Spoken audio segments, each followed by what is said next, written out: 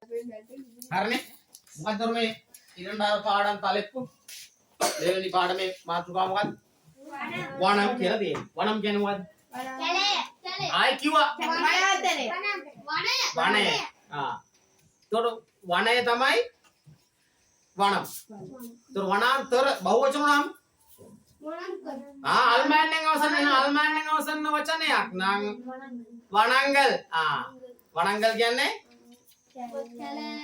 කැල වනාන්තර. එතකොට වනාන්තරවල. අර ඊට පස්සේ කැලේට මොකද්ද කියන්නේ? කැලේට කියනවා කාඩු කියලා. මොකද්ද කියන්නේ කැලේට? කාඩු. හරි.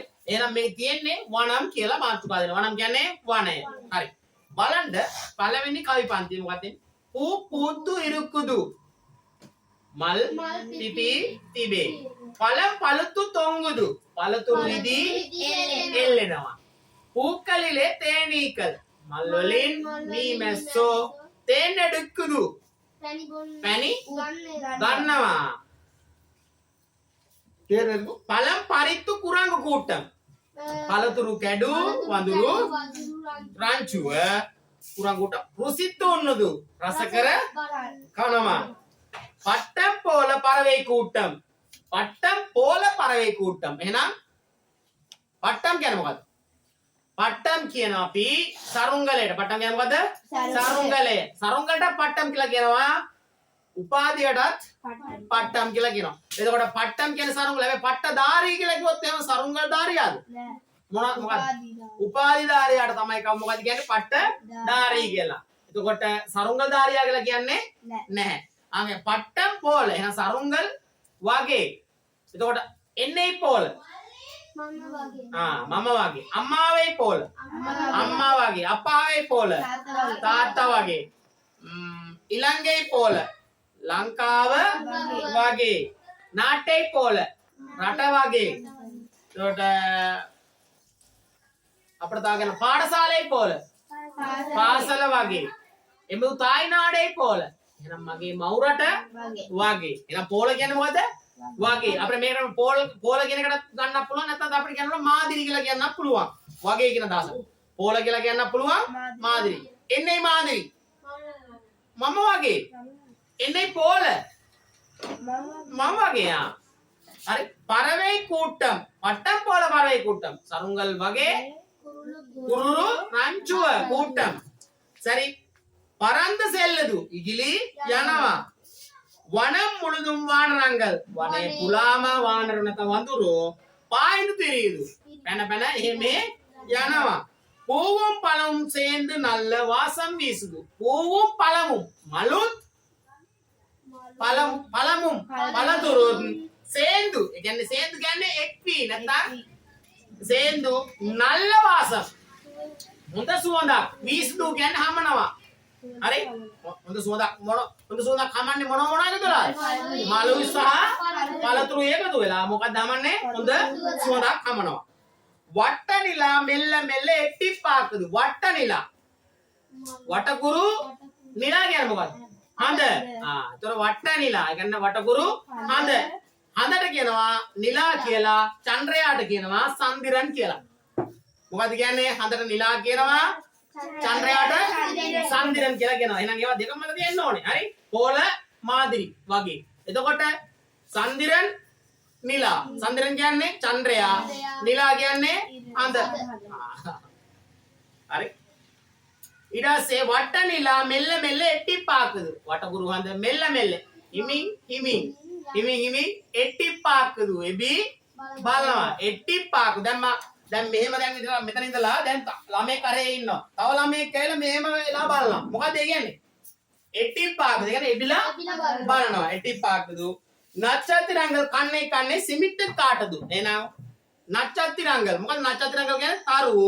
ඇසින් නැසිපිය සිමිට් කාටද ගසා පෙන්නනවා. කාට්ටු යානයු. කැලේ එතන දෙන කාඩු කියන කතාව. කාට්ටු. එහෙනම් කාට්ටු යානයු කැලේ අලි. දැන් වනය ගැන කතා කරන්නේ අතන උඩ තියෙන වනම් කියලා මෙතන තියෙන කාඩු කියලා. ඒක උඩ කියන්නේ වනය. මෙතන යට කාට්ටු කියලා කියන්නේ කාට්ටු යානයු. කාඩු කියන්නේ කැලේ. ඒතර කාට්ටු යානයම් කියන්නේ කැලේ අලින්. காட்டு யானையும் கலை அலி சிங்கம் புலியும் உலவுகின்றன சிங்கம் புலியும் என்ன சிங்கம் புலியும் கோட்டியோர் உலவுகின்றன එහෙමේ යනවා அதோ உலவுகின்றன அண்ணா එහෙමේ යනවා அதோ அப்பா வருகிறார் அண்ணா தாத்தா එනවා அதோ அம்மா வருகிறார் அண்ணா அம்மா එනවා அதோ ஆசிரியர் வருகிறார் அண்ணா குருතුමා එනවා அதோ அதிபர் வருகிறார் විදුහල්පතිතුමා එනවා அதோ අண்ணා வருகிறார் අන්න අයියා එනවා ඒ වගේ සමාන පද තියෙනවා අපිත් ඒ හැම තැනටම චන්ද්‍රයා කියන්න ඕන තැනට අපි හඳ කියලා කියන්නේ නැහැ හඳ කියන තැනට චන්ද්‍රයා කියන්නේ නැහැ අපි කියනවා හඳ ගහණයක් තියෙනවා කියලා කියන්නේ චන්ද්‍රයක් ගහණයක් තියෙනවා කියලා ඒ වගේ භාවිතා කරන තැන අනුව වෙනස් වෙනවා ආන් ඒ වගේ තමයි දැන් අපි කිව්වොත් එමු උදාහරණයක් විදිහට කිව්වොත් එමු ඉස්කෝලේට මොකද කියන්නේ සෝරි පාසලට මොකද කියන්නේ පාඨශාලේ පාසල කියනවා පාඨශාලේ එතකොට අපි පාසල් යනවා කියලාද කියන්නේ උදේට ඉස්කෝලේ යනවා කියලාද කියන්නේ ඉස්කෝලේ යනවා ඒකට කටට හුරු වචනේ අපි ඩක් ගාලා කියන වචනේ මොකද්ද ඉස්කෝලේ කියන කතාවනේ කියන්නේ එතකොට ඉස්කෝලේට මොකද්ද කියන්නේ පල්ලිකූඩම් පල්ලිකූඩම් කියන්නේ එතකොට ඉස්කෝලේ පල්ලිකූඩම් කියන්නේ ඉස්කෝලේ පාසලට කියනවා පාඨශාලේ කියලා ඒ වගේ දැන් අපි කියන්න උදාහරණයක් විදිහට අපි යනවා කවුරු හරි කෙනෙක් නවත්තලා දෙනවා හොස්පිටල් එකේ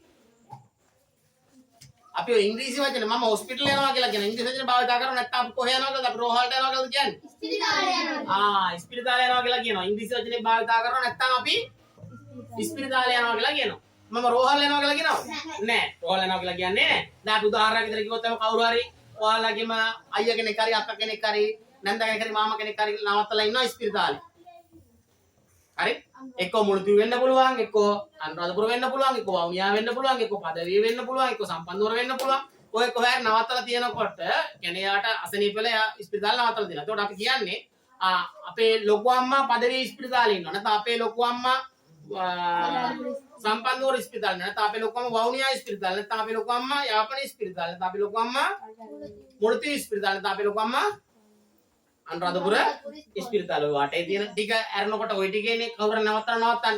එතකොට ඒ කියන්නේ එයා රෝහලේ 10 වාට්ටුවේ ඉන්නවා කියලාද කියන්නේ එයා ඉස්පිරිතාලේ 10 වාට්ටුවේ ඉන්නවා කියලා. ඉස්පිරිතාලේ ඉන්නා ඉස්පිරිතාලේ 10 වාට්ටුවේ ඉතන. එහෙනම් අපි ඉස්පිරිතාලට මොකද්ද කියන්නේ? ආස්පත්‍රි කියලා කියනවා. මොකද්ද ඉස්පිරිතාලට කියන්නේ? ආස්පත්‍රි. රෝහලට කියනවා වෛද්‍යශාලේ. රෝහලට මොකද්ද කියන්නේ?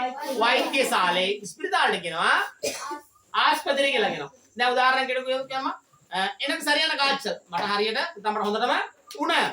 මට හොඳටම උණ நான் ආස්පත්‍රිக்கு போறேன் මම ඉස්පිතාලට යනවා දැන් අපි කියන්නේ මට හරියට මට හොඳටම උණ මම මේ රෝහලට යනවා කියලා කියන්නේ නෑ මම ඉස්පිතාලට යනවා කියලා කියන්නේ පැහැදිලිද ආන් ඒ වගේ සමාන පද තියෙනවා දැන් උඩ මාතෘකාව දෙනවා වනම් කියලා යට දෙනවා කාඩු කියලා ඒතර වනම් කියන්නේ වනය කාඩු කියන්නේ කැලේ අර භාවිතා කරන අවස්ථාව අනුව අපි වෙනස් වෙනවා.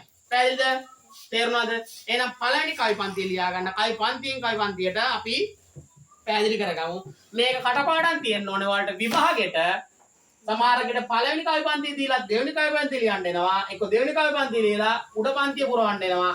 එහෙම වෙනකොට ඔයාලා මොකද වෙන්න ඕනේ? කවි පන්තිය මොකද කරන්න ඕනේ? පාඩම් කරගන්න ඕනේ. එහෙනම් පාඩම් තියෙන්න ඕනේ ලබන සතියේ වෙද්දී. දවස් 6ක් තියෙනවා. ওই දවස් 6 පාඩම් කරලා මට ලබන සතියේ පාඩම් දෙන්න ඕනේ. ඒ කියන්නේ මොකද ඔක විභාගෙට එනවා. ඒ කියන්නේ සමහරකට දැන් අපිට දෙවෙනි කවි පන්ති දීලා යට දෙපැත්තේ මුරවන්න කියලා කිව්වොත් ලකුණු 10ක් හම්බෙන ප්‍රශ්නයක් වුණොත් ලකුණු 10 මෙහෙන් පිටින්ම නෑ ඔක පාඩම් නැත්තම්. තේරුණානේ? දැන් මැද පන්තියේ තිබිලා උඩ පන්තියයි යට පන්තියේ පාඩම් නැත්තම් වැඩක් තියනවද? නෑ. එහෙනම් අනිවාර්යයෙන්ම දැන් පළවෙනි කවි පන්ති ලියා ගන්න.